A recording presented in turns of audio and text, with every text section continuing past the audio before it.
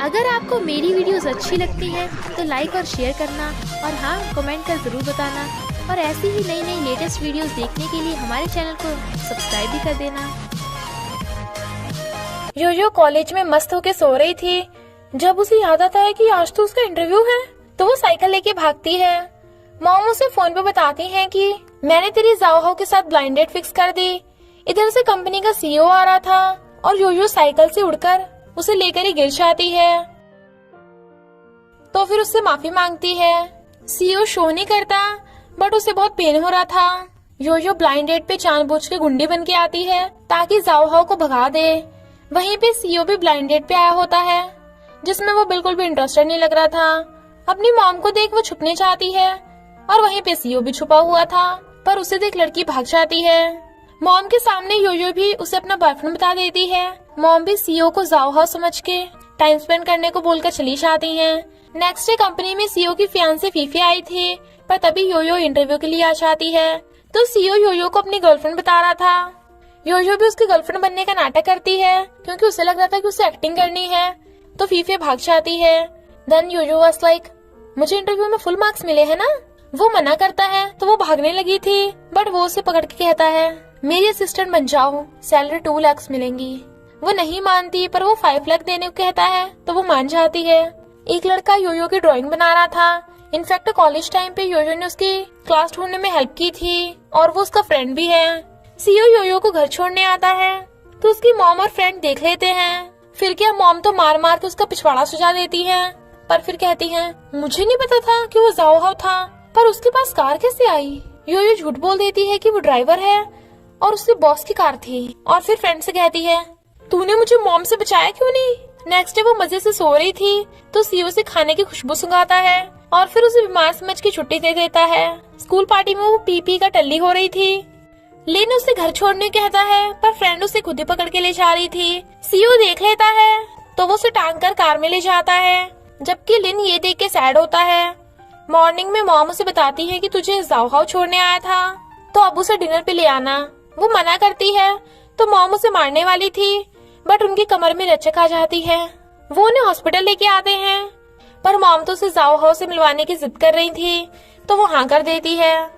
इधर aunty CEO की शादी फीफे से करने को बोल रही थी, बट वो मना कर रहा था और तभी योयो आ जाती है तो वो उसे पकड़कर किस कर देता है। वो कुछ बोलती तो वो उसका मुंह बंद कर देता है, पर फीफे गुस्से में थी। सीईओ किस के लिए योयो को सॉरी बोलता है, बट वो बहुत ज्यादा गुस्से में थी तो थप्पड़ लगा देती है और फिर किस करने लगी थी। सीईओ हैरान तो वो कहती है बदला पूरा हुआ, अब तुम्हें मेरी मॉम से मिलना होगा। तो वो दोनों कपल बन के आते हैं। मॉम मजे से स्पाइसी खा रही थी, पर उन्हें देख पेशेंट बन जाती हैं और सीईओ को देख कहती हैं कितना हैंडसम दामाद है मेरा, इसे एप्पल खिला। तो वो उसके मुंह में एप्पल ठूस देती है। वो काम का बोलकर उसे बाहर खींच लाती है।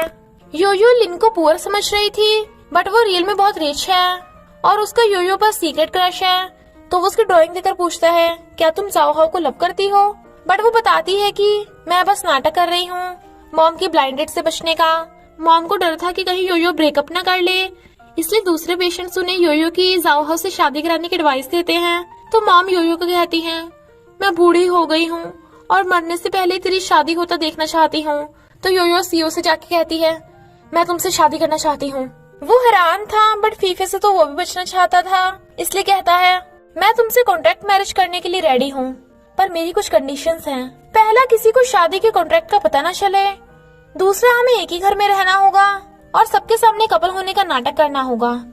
फिर वो वेडिंग ड्रेस पहनते हैं, पर फोटोज खिंचवाते टाइम दूर हो रहे थे तो कैमरामैन उन्हें क्लोज होने को कहता है। फ्रेंड ये देख के उनकी फोटो मॉम को सेंड कर देती है, इसलिए मॉम तो बहुत खुश हो रही थी।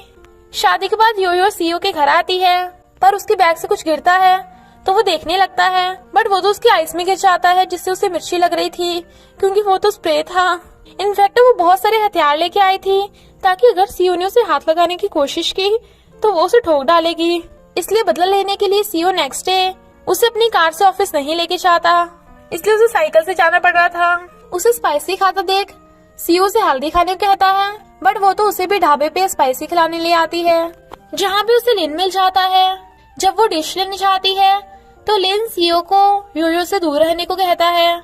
सीओ कहता है योयो मेरी, पर तभी योयो आ जाती है तो वो चुप हो जाता है और वो उसे काम का बोलकर घर ले आता है। पर योयो घर आके देखती है कि उसे तो कोई भी काम नहीं है, तो कहती है तुमने झूठ बोला ना, अभी तुम्हारी आइस में देख के बताती हूँ। और उसकी आइस में देखने वाली थी, बट वो उसे पकड़ के घूरने लगता है तो वो नजरें चुराती है और वो सोने चला जाता है। आंटी फीफी और सीओ की शादी की बात करने सीओ के स्टेप मॉम के पास आ जाती हैं, क्योंकि मॉम डैड की डेथ के बाद सीओ की सिर्फ स्टेप मॉम ही है। इधर उसी सीन को याद कर योयो की हार्ट बीट फास्ट हो रही थी, इसलिए वो ड्रिंक करने आ जाती है, बट वो सीओ को बिना बताए चली गई थी, इसलिए वो उसे फोन कर रहा था, पर वो तो बेहोश थी।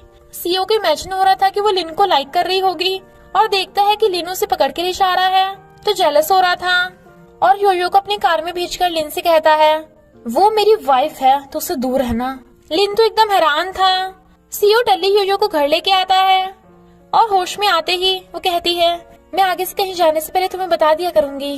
वो गुस्सा था तो उसे बॉस बॉस कह के मनाने लगती है, बट वो नहीं मानता, तो कहती है हबी प्लीज मान जाओ। पर सीओ से सोफे पे गिरा के किस करने लगता है, पर फिर दूर हो जाता है। वो कहती है अब तो तुम गुस्सा नहीं हो। वो उसे ब्रेसलेट पहना के कहता है इसे कभी भी मत उतारना, तो मैं तुमसे गुस्सा नहीं होऊंगा। वो हाँ कर देती है। इधर फियांसे को सीओ और योयो की शादी के बारे में पता चल गया था, तो वो लिन से हाथ मिलाने चाहती है, क्योंकि लिन के पास भी सीओ की कंपनी के शेयर्स थे। स्टेप मॉम सीओ को फीफे से शादी करने कहती हैं, क्योंकि फीफे के भाई के पास सीओ की कंपनी के बहुत सारे शेयर्स हैं और योयो से शादी करने वाली बात पे गुस्सा करती हैं।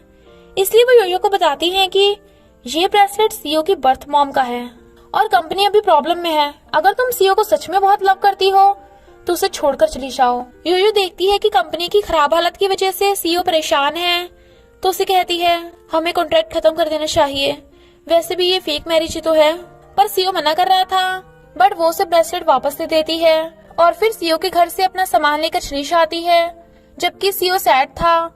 स्टेप मॉम झूठ बोल देती है कि योयो तुम्हें छोड़ने के लिए मुझसे $2 मिलियन लेके गई है। सीओ कहता है वो ऐसे बिल्कुल भी नहीं है, जरूर आपने उसके साथ कुछ किया होगा। पर स्टेप मॉम उसके थपड़ा लगा देती हैं। इधर योयो की मॉम को जब फेक मैरिज का पता चलता है तो वो उसे सैड देख रोने लगती हैं। सीओ फीफे को समझाने की कोशिश करता है, बट वो तो शादी की जिद पे अड़ी हुई थी। काफी मुश्किलों के बाद योयो को एक जॉब मिल जाती है, पर हील की वजह से उसके पैरों में घाव हो गए थे, इसलिए वो गिर जाती है। लिन उसकी हेल्प करता है। लिन उससे सीओ के बारे में पूछता है तो वो बताती है कि हमने फेक मैरिज की थी। फिर लिन उसे शोल्डर पे टांग के ले जाने लगा था, बट वो खुद से चली जाती है। इधर टीवी पे सीओ और फीफे की शादी की न्यूज आ रही थी, तो योयो सैड होती है। फीफे सीओ पे ट्राई मारने चाहती है, बट वो उसे दूर कर देता है। लिन योयो को कन्फेस कर देता है कि मैं तुम्हें लाइक करता हूँ, बट योयो तो उसे अपना फ्रेंड मानती है, इसलिए वो दोनों फ्रेंड्स बनने का डिसाइड करते हैं। पर कोई उनकी फोटो खींच लेता है।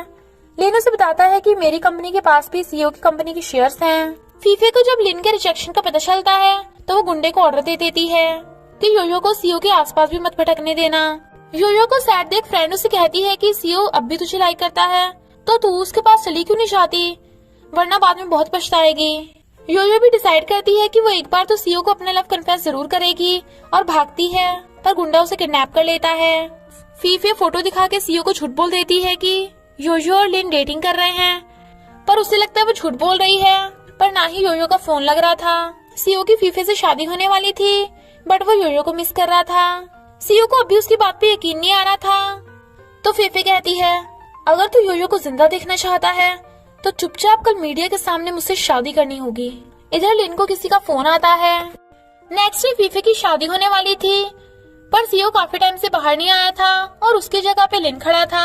इनफैक्ट सीओ तो वहाँ से भाग गया था, तो फीफे गुस्से में थी क्योंकि सब बाहर वेट कर रहे थे। काफी मुश्किलों के बाद सीओ योयो को ढूंढ लेता है। फिर हम नेक्स्ट सीन में देखते हैं योयो और सीओ शादी के लिए वेडिंग ड्रेस पहन रहे थे, क्योंकि अब उनके रियल में शादी हो जाती है और दोनों किस करते हैं और इसी हैप्पी एंडिंग के साथ स्टोरी का एंड हो जाता है। तो बस थोड़ा सा इंतजार करना, फिर मिलेंगे एक न्यू स्टोरी में।